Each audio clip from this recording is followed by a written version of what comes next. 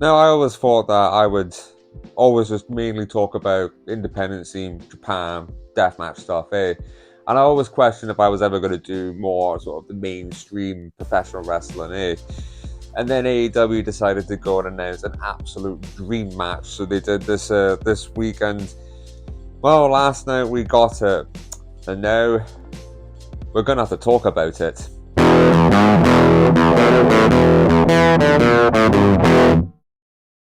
So yes, last night on Dynamite we got the dream match that was Kenny Omega versus Vikingo, and my goodness, a lot happened in this match. Credit was credit is due to AEW, though. I remember saying in my preview video that sometimes you don't need to have much of a build in a match. Sometimes you just need to put two fantastic names together. But I like what AEW did here at the start of Dynamite.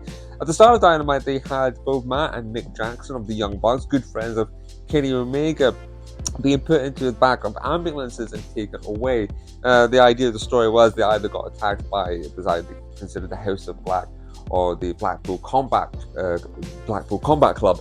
I think it was Blackpool Combat Club, they said, but I'm not too sure. Anyways, the clever part of this was, look, in my preview video I said Omega was going to go over this match. I felt like he was going to go over. But luckily, like, AEW very good at sort of putting a small bit of doubt in your head, because obviously after seeing, the ambulance drive away and Omega having to stay because he's got his big match and Don Callis trying to calm him down, it puts that little thought in your head to think, is Kenny Omega in the right frame of mind to be taking on the current AAA Megala champion in Vikingo? And I thought to myself, he could lose tonight. They've they've managed to make that match like not as obvious. So yeah, credit true for AEW for like managing to sort of make it at least a little bit, suspenseful. But what a match! Let's talk about the match. So when Vikingo came out, he got a fantastic reception. Obviously, he is obviously very well known to die-hard fans, especially in Mexico and on the independent scene. But he got a great reception from a lot of the crowds. I think AEW are very, very good at building. I say they didn't have much time to obviously build a story for this match, but they were very good at making sure, telling you how special this guy is. This guy is something spectacular. You've never seen anything like this before, and the fact he's taking on Kenny Omega, and they also managed to tell you as well how this match was meant to basically happen a year and a half, 2 years ago. This match was meant to happen, and then Kenny Omega obviously got hurt, he got injured, he had to go away for almost a year, rehabilitated, so he did. So we had to wait, and trust me, it was worth the wait. It was definitely worth the wait. You do the intros, and Vikingo comes out, as I said, to a great reception, and then Omega comes out, and even before he gets to the ring, just to give you a small taste of Vikingo straight diving out the ring before even the bell rings to get the match going. And I must admit, during Omega's during his entrance, I love when Justin Roberts does the whole. He hasn't done it for a while. He does the list of all his accolades and how great Kenny Omega is. And in this one, it was all stuff to do. Most of it was to do with like Mexico, basically, and how much better than he is being Vikingo. And I must admit, there was one line that made me chuckle. Was when Justin Roberts said, "He is undefeated at life." That got a pop from me. So that was a good funny line. So yes, Vikingo started off with like one or two dives at the start of this match, and when you watch this match, you can clearly see that Vikingo, being that he is about a good 10 years younger than Kenny Omega, he's 25. You could tell that in this match, he was definitely had the quickest step between the two wrestlers. He was definitely a step or two quicker than Kenny Omega. No, the difference is though that Kenny Omega showed his he's a veteran. He showed how cunning he is, and he also showed that he had a bit more power than Vikingo as well. The main thing we need to talk about is possibly the one thing most people remember in this match is all the crazy stuff and the crazy shit that fucking Vikingo does during his matches, to the point where, look, I'm a man who knows, I know moonsaults, I know swantons, sentons, 450s, shooting star press, but some of the stuff this guy does, I think even someone like Excalibur on commentary was struggling to think of what the hell did he just do? What is that move even called? Because some of the stuff this guy does, like, yes, he's got shooting stars, he's got 450 splash. He's one of the rare guys. He's one of the rare guys that can do near perfect 630s as well. And 630s are that I can't wrestle anyway, so I'm not even going to try and describe how hard a 630 must be. He, as I say, he does flips and maneuvers, not even sure. Also, this man can literally do. He can do Hurricane Runners, Poison Runners. He can do Dragon Runners as well from anywhere in the ring. It doesn't matter if you're his opponent. It doesn't matter where you're standing in the ring. It doesn't matter if you're on the outside of the ring, the inside of the ring. He's going to get you. One of the spots he did, it was the Dragon Runner. He's standing on the ring post. He's standing on the top of the ring post. You don't see a lot of guys do this, and he just delivers this Dragon Rana to Kenny near perfect as well. He also does.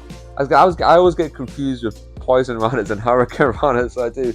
But this guy can just do it, any sort of flip and twist. Excuse me, and get into some of. By the way, some of the spots Kenny Omega was taking as well. Some of the landings, especially on his head and his neck, just looks brutal to watch. But again, Omega. He's sold fantastically, by the way, for this guy. I said in a preview video that Kenny Omega was going to make. I mean, Vikingo can make himself look fantastic, but having Kenny Omega to wrestle against is definitely going to help your cause as well. And he's sold so well he made Vikingo look devastating with some of his moves, and his moves are devastating as well. Going back to some of the other crazy spots this guy could do. One of the other moves I've never seen this before. I'm not joking. I'm sure there's a lot of people. There's a spot where Kenny Omega's lying on his back and in the middle of the ring, and you know when you see guys go to the second rope, not the turbo, just the second rope, and they'll usually do like a flip over to hit someone. No, this guy decides to stand on the second rope, facing towards the crowd with Kenny Omega behind him. And I mean, I don't know what it was. It was some sort of 450 twist. I don't know what he did. Yes, sorry, it was a Phoenix Splash from the second rope into the ring. It's called a Phoenix Splash. I just checked my notes there. It was so spectacular to watch. Just so like the amount of time after I watched this match, I went back and rewatched it again. The amount of times I rewinded stuff to watch again to try and figure out. What did he just do? You know, like stuff like when Kenny Omega tried to powerbomb him. Yeah, he tried to powerbomb him off the top turnbuckle. The way this guy just reversed it, I want to say Hurricane. Hurricane is from the front. I think Poison Run is from the back. Somebody in the comment section just sort me out on that one. Again, just some of the reversals, some of the other spots that he was doing, just everywhere and anything, this guy could just do it pretty much. I mean, I could try and name all the. I mean, I did rewatch this match before the video, but if I was going to sit here and tell you move for move what exactly happened, this video would take ages. But look, I'm just going to say a couple more of the more crazy spots that happened in this. We got to see a rare monkey flip on the apron, and when Kenny Omega did the monkey flip to Vikingo just straight, like I've never seen someone go this high up for a monkey flip. And the way he crashed down on the apron was just brutal to watch. He took it so well. But again, that's another spot you rarely get to see. When we were talking about 630s as well, my God, there's 630 that Vikingo did. I've seen him do this at GCW before. But at some point, Kenny Omega gets a table out of this match. And everyone loves to see a bloody table, don't they? So basically, to go through this, basically Kenny Omega was lying on the tables. I can't remember the spot, but there was a spot before that. It might have been another crazy Hurricane Runner, Poison Rana spot. Kenny Omega lying on the table, and it's quite close to the ring, and just watching Vikingo step onto the second rope and do a 630, not a 450, not a senton, not a 450, a 630, perfect 630 onto Kenny Omega going through the table. Wow, this crowd. By the way, this crowd as well, literally a minute into this match, we're already chanting, "This is awesome," chants. And through this whole match, this crowd is built towards more and more to Vikingo. It was absolutely just, I will be watching this match again tonight, 100%. I will probably watch this match again tomorrow as well. This is definitely going to be in the top 10 this has to be in the top 10 best Dynamite matches of all time, right? In the last 3 years. It must be 3 or 4. It must be up there. It's got to be top 5. It must be. So look, yeah, we'll get into the the end of this match, because as I said, I could talk about this match all day. I mean, if I went, as I said, it would take ages for me to go from move to move of what exactly happened in this match. But look, overall in the story of the match, Vikingo, honestly, got like realizing how how powerful Kenny Omega is, obviously trying to put him away. It was a brilliant near falls. So obviously Kenny using his sort of his wisdom, obviously being that he's wrestled longer than Vikingo, he ended up overpowering him. He had more power than him in the end. And Kenny Omega, obviously during this match, was trying to slow down his momentum. He was trying to slow down Vikingo's momentum. And then obviously as much as Vikingo, it was a lot, but I would say about 80%. I wouldn't say about 80%. Maybe it was 70 to 80% of this match was Vikingo. But it was this whole match was about showing how fantastic this guy is. This amazing luchador.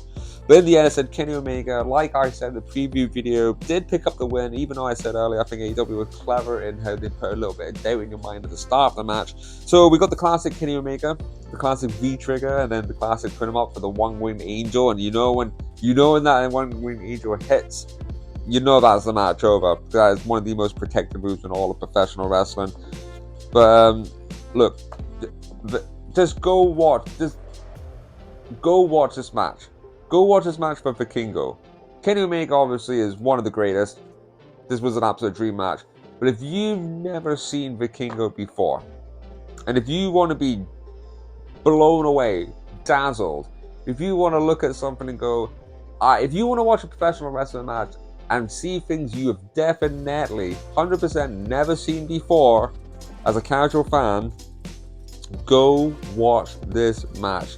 I couldn't recommend this match any higher. I think of all the matches so far on the channel I've recommended, this has to be there'll be other matches to recommend. Obviously, I have high matches I've recommended, stuff like deathmatch stuff like Takeda versus Kodaka, and obviously like Kenny Omega and Ospreay at Wrestle Kingdom this year was definitely a match of the year contender. But I would definitely say, go watch this match. Go watch it. If you do yourself a favor, take 20 to 30 minutes out of your day, sit down, go find it on Fight TV, AEW Plus, and go watch this. Because if you've not watched wrestling in a long time and you're looking for something to sort of spark the interest back, you can go watch this match. It's spectacular. I could sit here for another 20 minutes and talk about how amazing this match was. So look, do yourself a favor, go spend some time and go watch this match, because my God, I can't wait. And I said Omega won this match, so what I'm guessing is that what they'll do is we'll probably get a second match at AAA in Mexico, and I can see Vikingo go over in that match, definitely, and hopefully we'll get a rubber match, because I could watch these two wrestle every week. Really, all I want now is somehow, in some dimension, can we get Vikingo versus Will Ospreay? Can we get that match? Some AEW, make that match. Tony Khan, make that match happen for me now. I want to see that match. It was a fun show. Go watch the whole show as well, by the way. The whole AEW show was very fun. A very fun, good show to watch. But yeah, as I said, go watch this match. And thank you again.